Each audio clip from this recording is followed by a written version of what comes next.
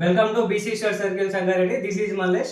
So ఈరోజు current పాలిటీలో భాగంగా ఒక ముఖ్యమైన అంశం మాట్లాడదాం. అదేంటి అంటే యూసీసీ, యూనిఫామ్ సివిల్ కోడ్, ఉమ్మడి పౌర స్మృతి అంటాం దీనే. మనకు భారత రాజ్యాంగంలో 44 ఆర్టికల్ ఏం చెప్తుందంటే ఉమ్మడి పౌర స్మృతి గురించి తెలియజేస్తుంది. మరి ఇప్పుడు ఎందుకు దీన్ని మాట్లాడుతున్నాం అంటే ఇటీవల ఉమ్మడి పౌర స్మృతిని ఆమోదించిన రెండో రాష్ట్రం ఏంటంటే గుజరాత్ రాష్ట్రం.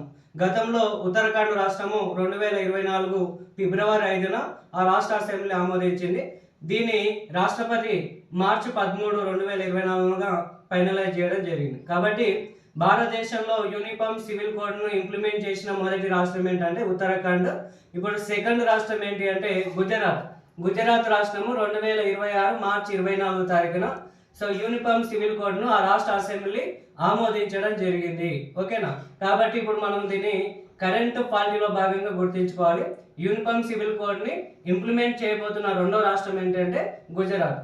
అయితే మరి యూనిఫామ్ సివిల్ కోడ్ని గతం నుంచి 1962 నుంచి కూడా ఇంప్లిమెంట్ చేస్తున్న ఒక రాష్ట్రం ఉంది. అదేంటి అంటే గోవా రాష్ట్రము. ఈ గోవా రాష్ట్రము ఎప్పటి నుంచో మనకు అమలు చేస్తుంది. కొత్తగా ఇంప్లిమెంట్ చేస్తున్న రాష్ట్రాలు ఏంటి అనేది మనకు రీసెంట్ టైంలో ఇంపార్టెంట్ కాబట్టి ఆ ఉత్తరాఖండ్ రాష్ట్రము, అదేవిధంగా గుజరాత్ రాష్ట్రాన్ని గుర్తించుకోవడం. మరి యూనిఫామ్ సివిల్ కోడ్ అంటే ఏంటి అంటే వివాహం కానీ, విడాకులు కానీ, ఆస్తికి సంబంధించిన ఒప్పందాలు కానీ, వీటన్నిటికీ అనేక మతాలు ఉన్నప్పటికీ ఒక్కొక్క మతంలో ఒక రకంగా ఉంది. అన్ని మతాలకు ఒకే రకంగా ఉండాలనే ఉద్దేశంతో ఒకే రకమైన చట్టం ఉండాలన్న ఉద్దేశంతో యూనిఫామ్ సివిల్ కోడ్ని ఇంప్లిమెంట్ చేయాలని మనకు సుప్రీంకోర్టు 1952, 1985, 1995, 1997, 2004లో కూడా ఎప్పుడో చెప్పింది. సుప్రీంకోర్టు దీన్ని ఇంప్లిమెంట్ చేయాలని కేంద్ర ప్రభుత్వానికి సో విజ్ఞప్తి చేయడం జరిగింది.